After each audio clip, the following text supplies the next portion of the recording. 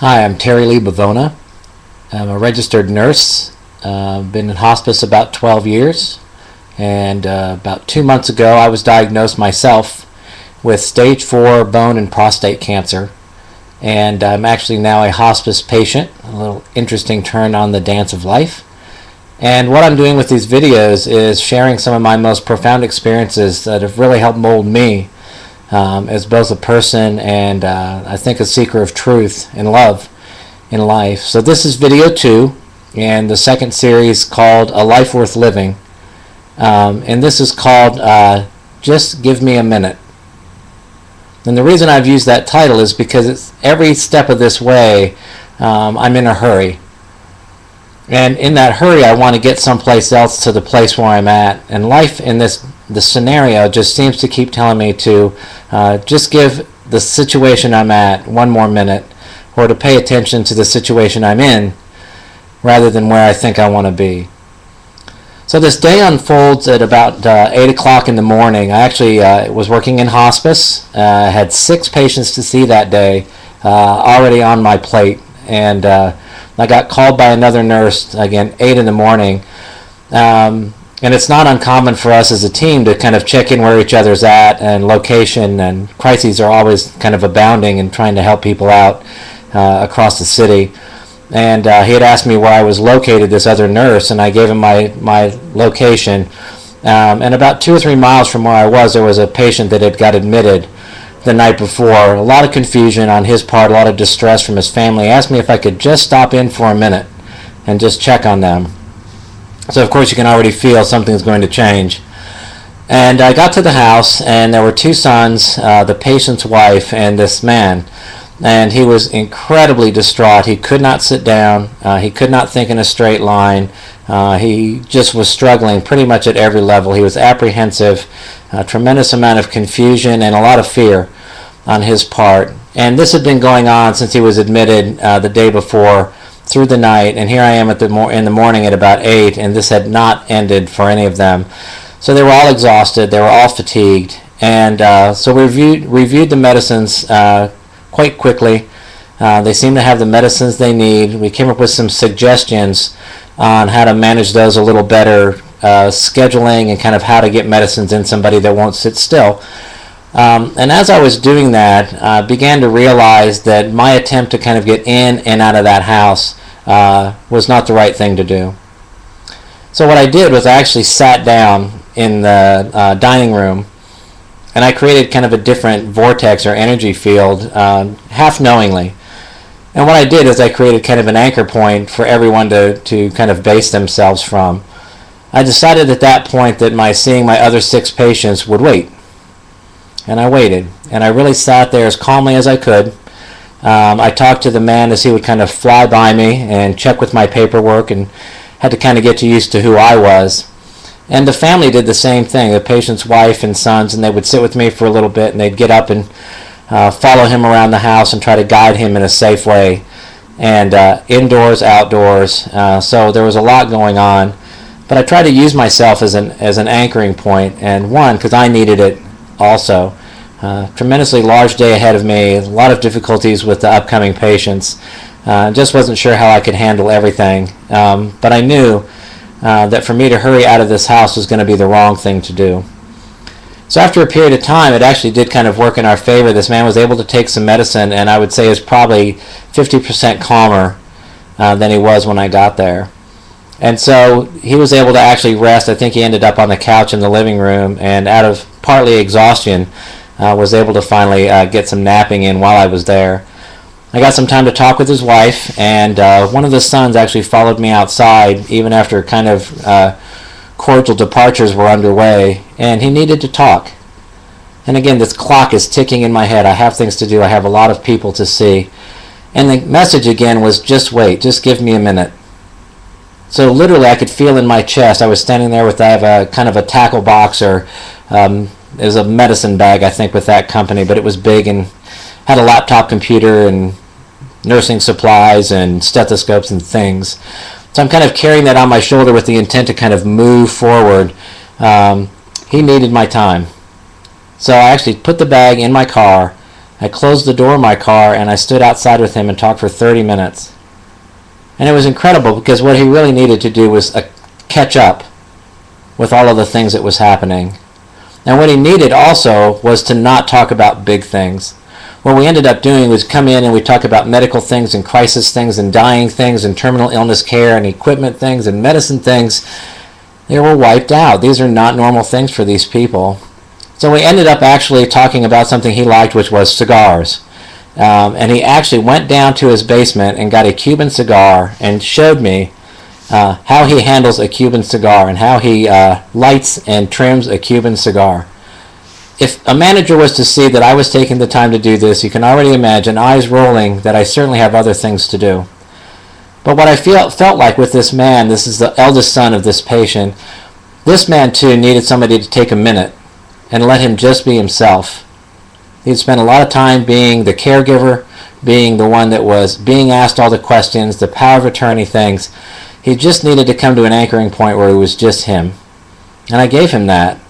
Even though I had in my own head all these wheels of mine of what I needed to do next, he needed that. And I actually figured it was probably between 5 and 10 minutes for him to talk about his interest, his love in cigars, why, where he thinks the best ones are from and why. And it was important. What was nice about that scenario is once we finished with that, there was kind of this pause. And I said, you know, I'm having a good time talking with you, and I could talk for 20 minutes more, but I really need to go help some other people too. And by letting him know that I was going to help some other people too, he felt like he was actually contributing to me helping other people. And he helped me kind of get on my way, asked me if I needed anything. I think he actually got me a soda now that I'm thinking of that. A gesture of goodwill. So I was at that house almost 2 hours, when my intent was to be there maybe about 20 minutes, 30 minutes, just to check in. As I left the house, I turned to the right onto a very, very fast highway. The speed limit was actually 60, which in this part of this area actually meant about 70 for a lot of people on this road. As I got on this road, I turned to the right, and all of a sudden, in the median, the grassy median, there were these two huge turkey buzzards that probably had a 6 to 8 foot wingspan. And they were massive, and there had been a deer carcass in the middle of this grass ditch. And something had spooked them, and I kind of caught that probably about 1/8 of a mile on the road up ahead. And one of them actually came down into the ditch and had enough wingspan and elevation. He actually came over my car, and the car's on my side of the road, and up he went. The other turkey buzzard actually started to swoop down, and then he actually went to the right. And that took him to the cars coming towards me on the opposite side of the road. And what happened next, I don't want to explain in detail, but enough that what happened was he swung back into the line of traffic of these vehicles going to the left, which was opposite of me, and he got hit by a pickup truck, again going 70 miles an hour. And this turkey buzzard, this massive bird, just spun. Oh, it was a terrible, terrible thing to see. And this massive bird just being spun in the sky like that, and he probably spun about 5 or 6 times, and the truck was just going so fast. The driver didn't stop, nobody stopped, and here this bird goes back down into this ditch. And I felt such an empathy for this bird and watching that I had witnessed what had just happened to him. It just really, really got my heart. So I went up the road where I could actually turn around from a median area and come back to where he was at. And I pulled in the ditch on the other side of the road, and I went to see him. And as I expected, he was very mangled up, and he hadn't died. And he was just looking at me, and his head was just twisted back, and his eyes were up. And we could say this is just a bird, but to me it just represented another being trying to make his way in life and just really got caught in a difficult scenario, just like the family that I had just looked at. So I found a strange parallel between this ugly turkey buzzard and this family. Everyone was struggling in really difficult times, and things a lot of times just get spun around and out of control, and we just don't know where we're going or what to do.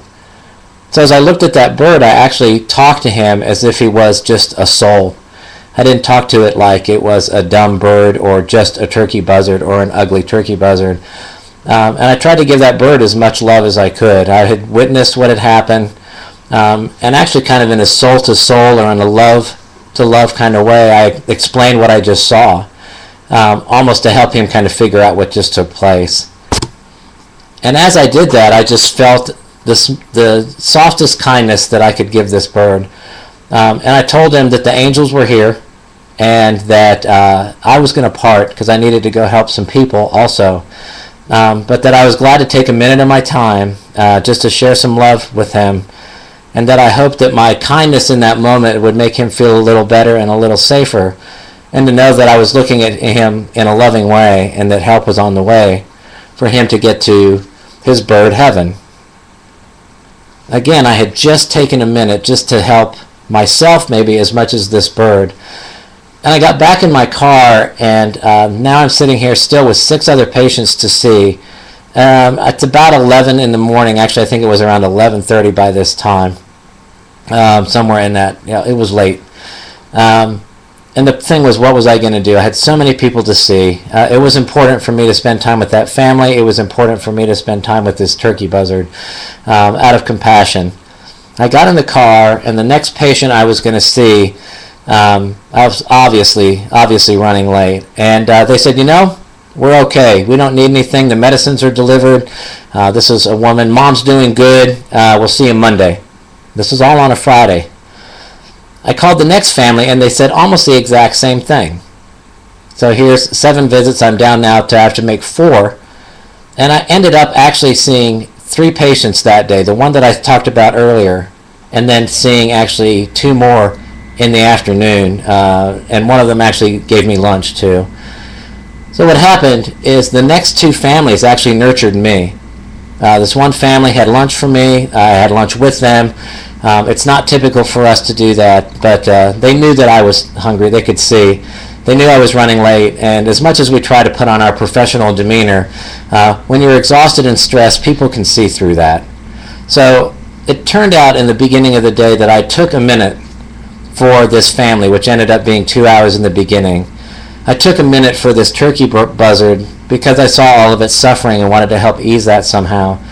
And these other families incredibly took the time to nurture me. They took a minute for me, to really care for me throughout the course of the day. And what ended up happening, imagine the time that I got home that day. It was 5 p.m. And for me to actually get home doing hospice care in a large rural area at 5 p.m. was actually almost unheard of. 6, 7 p.m. would actually be the norm on a Friday evening. And everything was done to the point where I actually called other nurses to see what they needed, and everybody was caught up. So somehow I learned, somehow this lesson came to me, that in my chest I listened for the message, not in my head. And if I listen here, what often happens is the world needs my time. Maybe it's a minute, and maybe it's 2 hours. But when I give the world around me the nurturing that I can provide, and I'm still looking ahead and trying to figure out how best I can do that in the circle of life, that the circle of life will come around somehow and give me what I need too, because I'm in that circle. And it taught me just the tenderness of the moment is the most important thing to have in one's heart and in one's mind. Thank you.